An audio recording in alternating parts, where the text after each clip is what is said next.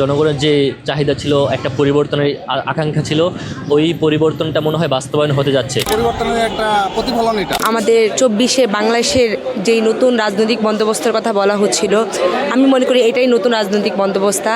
সরকার যেই হবে, যে জয় একটা ইলেকশনে জয় পরাজয় থাকবে। হিউস্টনে রকিং টেস্টি, সীমানা ছাড়াও নিজেকে হারাও। জয়ীরা যেন যারা পরাজিত হবে তাদেরকে ভুলে না যায়, এবং পরাজিতরাই যেন জয়ীদের থেকে দূরে সরে না যায়, এই যে একটা আন্তরিকতা থাকবে। অর্থাৎ আমরা সবাই যে বাংলাদেশি, আমরা যে ফেসিবাদ বিরোধী শক্তির যে রাজনৈতিক দলগুলো আছে সবগুলো একসাথে মিলেমিশে থাকবে, এটারই প্রমাণ হিসাবে আমাদের নয়া প্রধানমন্ত্রী জনাব তারেক রহমান বিরোধী দলীয় মন্ত্রীর বাসায় সাক্ষাৎকারে গিয়েছেন, এবং আমাদের এনসিপির নাহিদ ইসলামের বাসায় গিয়েছেন। এবং আমরা দেখতে পেয়েছি যে গতকাল যখন নাহিদ ইসলামের বাসায় গেছে, তার প্রতিবেশীরা কতটা আনন্দের সাথে তার সাথে দেখা করেছে। কেউ বই দিয়েছে, কেউ চকলেট দিয়েছে, কেউ ফুল দিয়েছে।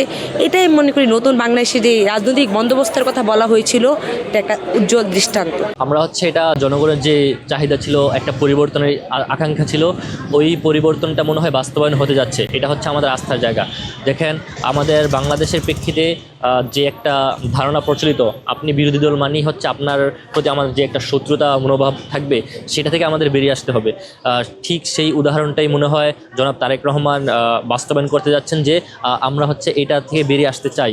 কারণ আমরা যখন একটি সরকার যখন দেশে সুশৃঙ্খলভাবে একটি দেশ প্রতিষ্ঠা করতে যাবেন, অবশ্যই বিরোধী দল তাকে দরকার হবে। বিরোধী দলের যে গঠনমূলক সমালোচনা তাকে গ্রহণ করতে হবে, অনেক পরামর্শ থাকবে যেটা তাদের গ্রহণ করতে হবে। ওই প্রেক্ষিতেই জনাব তারেক রহমান, জনাব ডক্টর শফিকুর রহমান তার সাথে দেখা করেছেন, নাহিদ ইসলামের সাথে দেখা করেছেন। এটা আমাদের অনেক আস্থার জায়গা। এটা আগত যেই রাজনৈতিক প্রেক্ষাপট, এটাকে মনে হয় বদলাবে। এটা তো একটা ভালো যুগ অবশ্যই আমাদের দেশের জন্য এবং গণতন্ত্রের জন্য।